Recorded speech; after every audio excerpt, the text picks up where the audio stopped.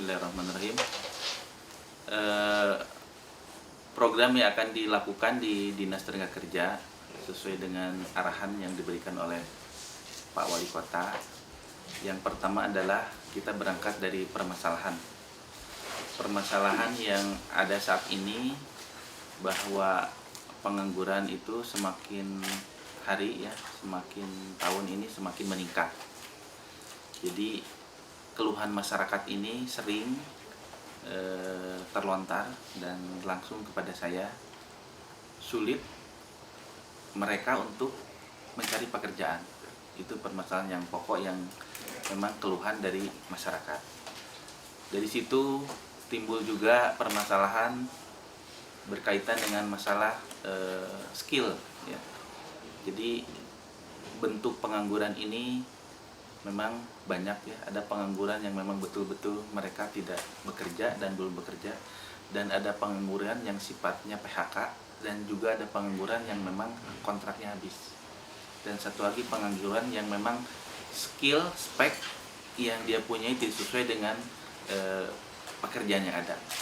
Nah, dari itu semua permasalahan yang ada, kita Dinas Tenaga Kerja Kota Bandung membuat beberapa program terobosan yang memang program ini juga betul-betul mungkin harus kita buat dengan secara holistik dan berkesinambungan. Jadi insya Allah nanti akan di launching oleh Pak Wali Kota, dan sekarang program tersebut masih disempurnakan oleh Dinas Tenaga Kerja. Namanya Bandung Integrated Manpower Management Aplikasi ya.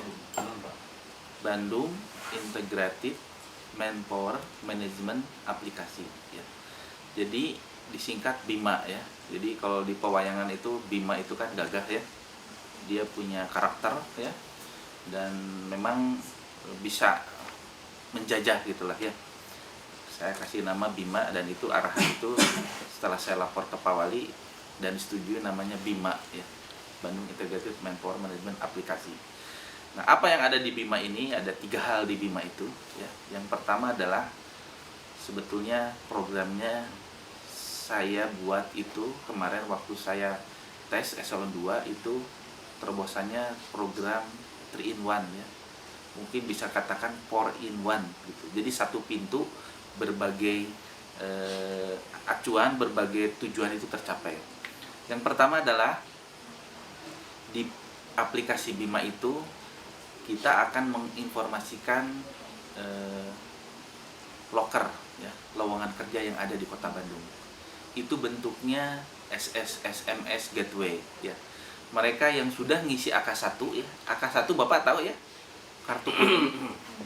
Jadi orang yang nganggur itu pasti nanti ngisi kartu kuning di Dinas Tenaga Kerja. Nah, mereka yang sudah ngisi kartu kuning pasti nanti oleh Disnaker ditembakkan ke SMS ya, ke nomor HP-nya, bahwa di tempat ini misalkan ya, di Lotemat ada lowongan tenaga kerja sekian ya, speknya ini gitu, ada semua. Jadi kita buat secara lengkap ya. Itu kemarin waktu kegiatan job fair, waktu kegiatan job fair saya lontarkan kemarin, Bapak ada ya, itu teman-teman dari pelamar itu sangat berteriak alhamdulillah kata ya, karena biasanya mereka mencari kerja itu sulit katanya, informasinya pun juga dari mana kita nggak tahu ya. Dulu Dinas Tenaga Kerja itu tidak memberikan informasi mengenai loker ya. Jadi sekarang saya buka SMS Gateway. Jadi yang nganggur datang ke Dinas Tenaga Kerja, ngisi SMS Gateway, ada nomor HP-nya, kita nanti tembakan. Misalkan di Lotemat, nih ada lowongan kerja misalkan 20, speknya seperti ini. Jadi mereka bisa langsung telepon ke Lotemat ya. Jadi ini terobosan yang luar biasa menurut saya. Mereka cukup antusias, dan insya Allah nanti akan di launching oleh Pak Wali Kota sekitar bulan April atau Mei ya, gitu ya, terobosan dari kita. Jadi di BIMA itu tadi satu, loker. Yang kedua adalah pelatihan ya. Jadi ini juga salah satu keinginan pimpinan dalam rangka meningkatkan skill warga Kota Bandung, ya. Memang warga Kota Bandung itu banyak, Pak. Dan di luar Kota Bandung juga banyak. Kebanyakan yang kerja di Bandung itu warganya warga kabupaten. Ada yang dari Cianjur, ada yang dari Bogor, dan lain sebagainya. Dalam rangka meningkatkan kesejahteraan warga melalui skill ini, khusus warga Bandung yang ber-KTP Bandung, silahkan daftar untuk pelatihan apa yang dia mau ya ke Dinas Tenaga Kerja secara online ya. Dan insya Allah saya akan lakukan pelatihan skill ini, bukan pelatihan biasa ya. Jadi pelatihan ini kita buat modemnya, kita buat timnya, dan yang paling penting untuk mengurangi persaingan dari warga luar Kota Bandung, kita pastikan ini bersertifikasi keahlian ya. Sekarang kan di Bandung ini nomor 1 itu kepariwisataan ya. Hotel dan restoran itu penting, Pak ya. Itu mereka, saya kemarin di Hotel Hilton ya, ada pembinaan masalah ketenaga kerjaan. Sebagian besar pegawai belum bersertifikat ya. Jadi yang ini barangkali ini sangat penting, bersertifikat ini ya. Karena kenapa harus bersertifikat? Pertama, kalau bersertifikat salary nambah ya. Mungkin nambahlah sedikit lah karena dia punya sertifikasi. Yang kedua, dari sisi jabatan insya Allah tidak akan tergoyahkan ya. Tidak akan tergoyahkan karena mereka punya sertifikasi. Nah, dua hal ini akan memperkuat warga Kota Bandung yang keinginan Pak Wali, tolong Pak Tono, warga Kota Bandung yang harus diutamakan. Karena kita memakai APBD Kota Bandung ya, masyarakat Bandung. Jadi yang ber-KTP Bandung silahkan nanti daftar secara online di disnaker.go.id untuk bisa melakukan pelatihan dan bersertifikasi ya. Memang pada tahun ini sertifikasi itu masih dianggarkan dengan anggaran yang sangat minim ya, karena memang saya baru dilantik 5 Februari. Tapi saya sudah bicara dengan Dirjen Tenaga Kerja dan BLK Kemenaker. Kemarin saya pas dilantik saya ke sana karena titik berat di sana ya untuk memperkuat warga supaya skillnya kuat. Jadi dari Kementerian Tenaga Kerja siap untuk membantu Kota Bandung untuk disertifikasi ya. Meskipun Kota Bandung saat ini masih dianggarkan tapi sangat minim ya.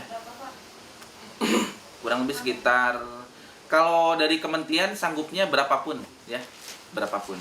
Tapi kalau anggaran Kota Bandung yang ada di saya sekitar 320 ya yang bersertifikat. Sertifikat itu. Iya, 320 karena memang 320 orang. Oh, untuk 320 orang. Iya, itu yang sesuai dengan anggaran yang ada di kita ya, 320 orang. Dan di kita anggarannya sangat terbatas, jadi sertifikasinya nanti dibantu oleh BLK dan Kemenaker ya, Kementerian Tenaga Kerja. Itu dua ya, Bima itu terbosah. Yang ketiga adalah kita ada WL ya. WL itu wajib lapor ya. Jadi wajib lapor ini adalah informasi yang harus diberikan oleh perusahaan ke Disnaker. Di situ ada upah ya. Terus di situ juga ada kebutuhan tenaga kerja. Di situ juga ada perkembangan usaha dan termasuk di situ juga ada hubungan industrial, perselisihan. Nah, dari data itu semua kita masih memang mengakomodir WL itu hanya baru sekitar 3.000-an ya. Padahal jumlah perusahaan yang ada di Kota Bandung itu cukup banyak, sekitar 7.800 yang wajib WL. Sehingga dari program itu, program online tadi saya bilang Bima itu, mereka bisa melaporkan secara online, Bu. Jadi si data itu kan muter ya. Muter. Sehingga kita bisa langsung nembakin lagi ke pencakar. Pencakar tahu ya? Pencari kerja. Dia bisa nembakin. Nah, si Burham itu kan use ya. Jadi betul-betul bisa sangat bermanfaat. Memang ini semenjak saya datang ke Disnaker, ini yang saya pikirkan. Informasi ini yang harus diberikan dan disajikan oleh masyarakat. Karena Bapak Ibu sekalian, yang namanya calo bukan diizin saja, di pekerjaannya banyak calonnya ya. Jadi ini juga supaya lebih mempermudah mereka. Sekarang Pak Wali kemarin saya melakukan job fair ya, bursa kerja untuk 2.500 kemarin tanggal 23-24 Maret. Ternyata yang datang 5.000 ya. 5.000 yang datang. Nah, Pak Wali kemarin memberikan perintah kepada saya, Pak Tono katanya coba jangan 2 kali, kan biasanya setahun 2 kali, sekarang ditambah 2 kali lagi. Jadi dari APBD bursa kerja itu kurang lebih sekitar 4 kali nanti dilakukan. Nah, dari bursa kerja, kalau per bursa kerja 2.500 kali 4 udah 10.000 kan ya. lapangan kerja itu tersedia. Dan lapangan kerja ini diinformasikan harus secara cepat, Bu, tidak bisa lambat. Jadi begitu ada lowongan kerja, begitu ada WL lapor ke Disnaker, itu langsung ditembakkan lagi ke saya, ke pencaker, bahwa di situ ada lowongan kerja. Sehingga mereka memberikan responnya semakin cepat juga dan tidak terjadi kekosongan dalam bekerja. Nah, itu terobosan itu yang akan kita lakukan, dan ini masih disempurnakan, dan insya Allah akan diluncurkan oleh Pak Wali Kota sekitar April atau Mei ya. Yang kedua berkaitan dengan masalah kesejahteraan buruh ya. Kesejahteraan buruh pemerintah kota akan meluncurkan yang namanya program sembako murah untuk buruh ya, atau pekerja, atau delivery ya, sembako delivery. Nah, itu sembako itu intinya ada di harga ya. Karena buruh itu mengeluh ke Pak Wali Kota, sekarang biaya hidup kan berat, Bu ya. Itemnya sangat berat, sedangkan UMK katanya naiknya tidak signifikan. Ya, kita mau naikkan UMK juga harus sesuai dengan instabilitas ekonomi kan. Perkembangan ekonomi seperti gini, mungkin iklim ekonomi agak sulit, Bu, menaikkan UMR ya, tapi mungkin ada juga yang bisa. Nah, ini semua pemerintah tidak hanya melulu menaikkan UMR ya. Tidak hanya melulu menaikkan UMR, tapi ada juga terobosan lain meringankan beban hidup mereka ya. Salah satunya adalah dengan keluarnya program sembako murah delivery ya. Jadi intinya di harga murah, terus cepat, berkualitas, satu lagi delivery ya, diantar ya. Jadi itu semua barangkali terobosan yang akan kita lakukan. Sebetulnya prosesnya sederhana sembako murah itu. Kita punya standar adalah Indogrosir ya. Kalau Indogrosir kan sudah murah tuh, udah murah. Nah, kita ngambilnya itu sebelum ya.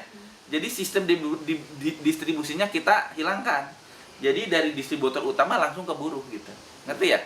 Sehingga tidak ada lagi distribusi lainnya. Justru yang menjadi mahal itu kan alur ya, alur distribusi 1, alur distribusi 2, 3, 4 dan selanjutnya. Nah, ini barangkali program ini akan kita lakukan juga. Mudah-mudahan bisa sempurna lah ya. Masih tetap, karena ini harus didukung oleh sisi administrasi. Jadi MOU antara distributor ya. Jadi distributor, agen-agen di tiap wilayah nanti kita bentuk, dan nanti agen itu yang akan mendelivery kepada buruh ya. Sehingga buruh akan mendapatkan sembako ini dengan harga yang murah, cepat, kualitas ya, dan bisa delivery order gitu, ya. Nah, itu yang ketiga, tadi udah yang pertama Bima, yang kedua sembako buruh. Yang ketiga adalah bis buruh ya. Bis buruh ini barangkali sebetulnya tujuannya sama, mempermudah ataupun meringankan beban buruh, tapi dari sisi transport ya. Karena mereka keberatan juga dari sisi transport, katanya membuat item pengeluaran menjadi besar. Nah, nanti kita akan sediakan bis buruh, tapi bis buruh juga ini masih dalam proses ya.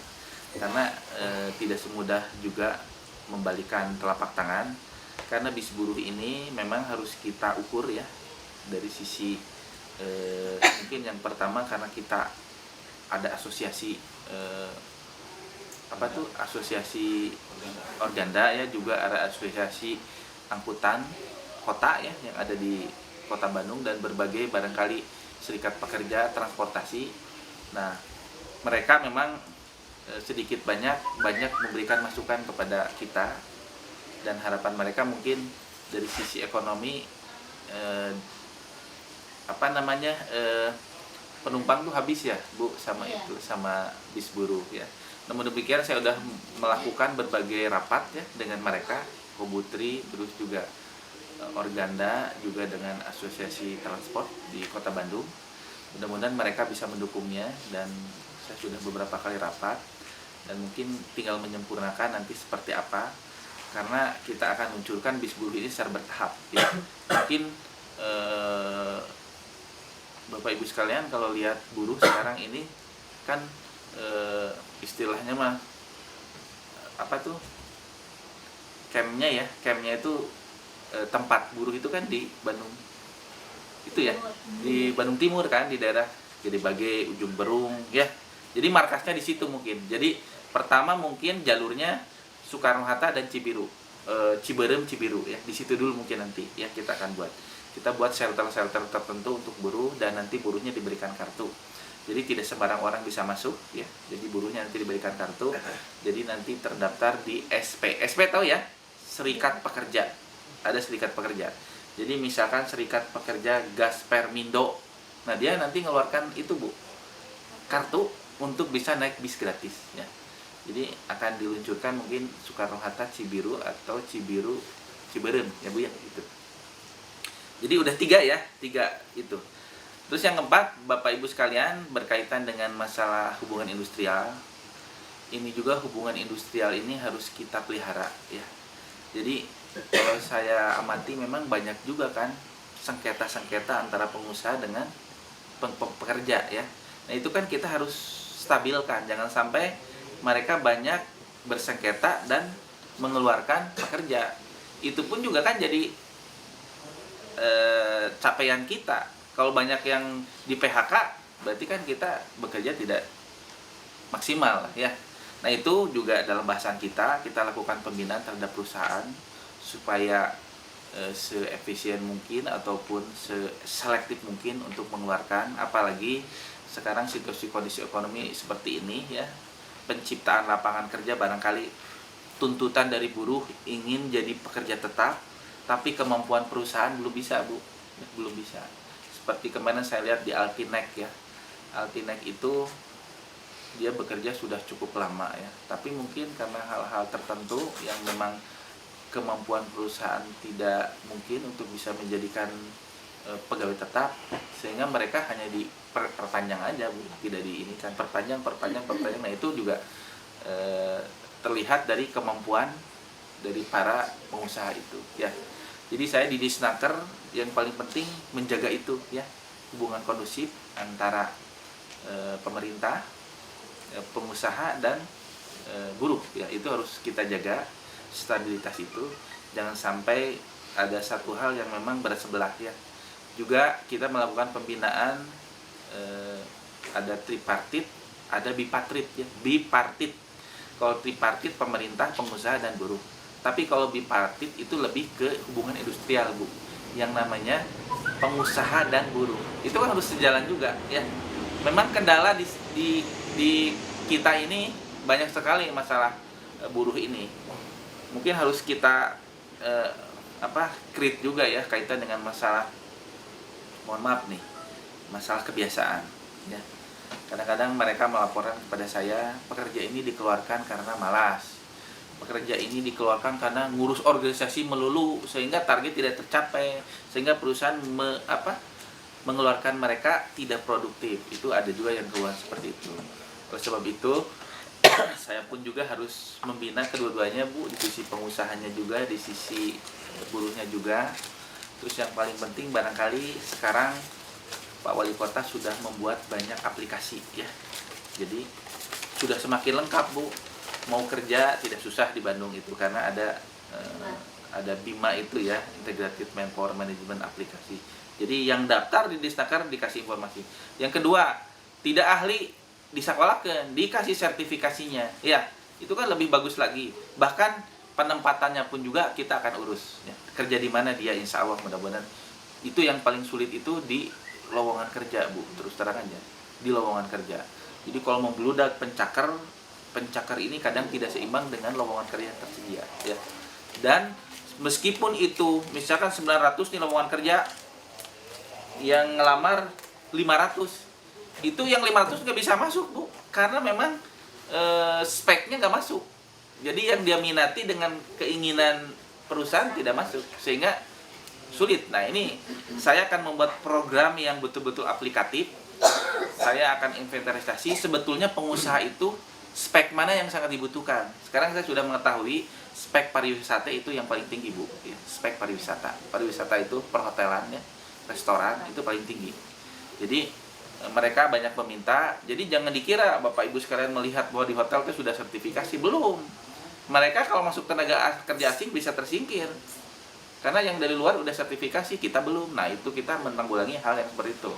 Kalau lebih bagus, dia skillnya bagus dan sertifikasi, insya Allah itu akan terus-menerus dipakai ya. Terus yang terakhir, Bapak Ibu sekalian, di samping tadi yang sudah saya kemukakan, mungkin kaitan dengan tenaga kerja asing ya. Jadi tenaga kerja asing sudah banyak di Kota Bandung ini, kurang lebih sekitar 85 ya. Tapi tenaga kerja asing ini prosedurnya cukup rumit, Bu. Izinnya harus dari menteri ya, harus dari menteri. Nah, kita betul-betul selektif juga melihat, kita hanya dari sisi pengawasan. Karena tenaga kerja asing ini 1 bulan kalau kerjanya masih bisa diperpanjang, itu hanya dalam waktu 6 bulan dan tidak bisa diperpanjang lagi dan dikembalikan ya. Jadi tenaga kerja asing itu sangat sulit ya untuk dapat izin di Indonesia ini, karena memang peraturan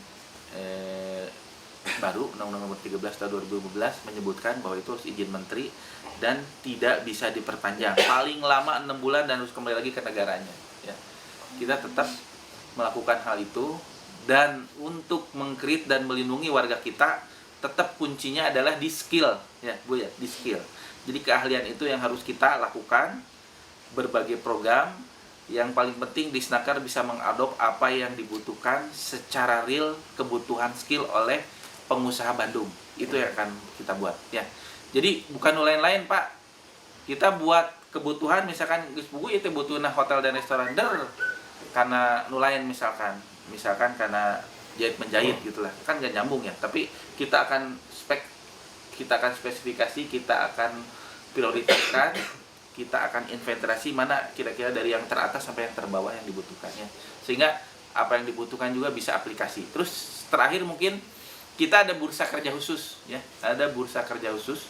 Jadi bursa kerja khusus itu memang ada SMK ya.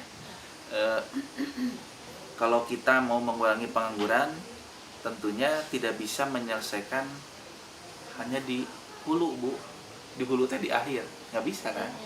Tapi di hilirnya harus diurus, ngerti ya maksud saya? Mindset pendidikan memang sedikit harus dirubah ya. Jadi pendidikan kita memang harus berbasis entrepreneurship ya, dari awal terus sudah mulai dirubah, sehingga aplikasi untuk mendapatkan skill dan sertifikasi itu nanti terarah Bu. Si ini sekolahnya di sini, arahnya ke sini, ini kerjanya di sini. Jadi sudah ada match gitu. Nah, link itu saya akan bangun Bu, seueur kahayang memang link itu akan saya bangun. Saya akan buat bursa kerja khusus dan langsung dilingkan dengan perusahaan kayak tadi. Jadi mereka keluar udah langsung dikerjain. Mereka keluar langsung kerjain. Nah, saat ini kan mungkin pemerintah belum ke arah sana ya, pemerintah kota kabupaten, tapi kita akan membuat seperti itu ya. Kita akan mencontoh beberapa aspek yang bagus ya, baik di luar negeri ataupun di kabupaten kota lainnya, termasuk di kementerian, yang memang harus segera dilakukan dalam rangka menyelesaikan jumlah pengangguran. Memang jumlah pengangguran ini masalah yang klasik ya, dari tahun ke tahun terusnya pengangguran. Jadi kalau hulunya nggak diurus, hilirnya nggak diurus, hulunya pasti seperti itu ya. 95.000 ya. Tapi karena memang iklim ekonomi seperti begini ya, mungkin ada kenaikan, karena di kita ada daftar PHK juga ya, yang saat ini memang melaporkan kepada kita. Barangkali itu yang perlu saya sampaikan. Saya mohon maaf dengan segala hal-hal yang menjadi kekurangan ya, dan barangkali teman-teman dari wartawan kalau ada yang mau ditanyakan silahkan, saya akan jawab. Dan dengan segala kekurangan saya ucapkan terima kasih bisa menginformasikan, saya diberikan kesempatan untuk menginformasikan semua informasi yang akan dilakukan di Dinas Tenaga Kerja. Yang penting Dinas Tenaga Kerja ini harus terasa oleh masyarakat ya, keberadaannya. Mungkin saat ini anggaran yang ada di Dinas Tenaga Kerja sangat minim ya, tapi saya sudah bicara dengan Pak Wali, insya Allah tahun 2016 dia akan ditambah ya, aplikatifnya mungkin bisa lebih terasa oleh masyarakat. Barangkali itu, terima kasih. Wabillahi taufiq wal hidayah. Assalamualaikum warahmatullahi wabarakatuh. Apa tuh penyempurnaan lah ya, supaya bisa cepat. Oke, nuhun ya. Oke, Kang abdi ti payun ya, punten ya. Siapa kali? Nuhun ya.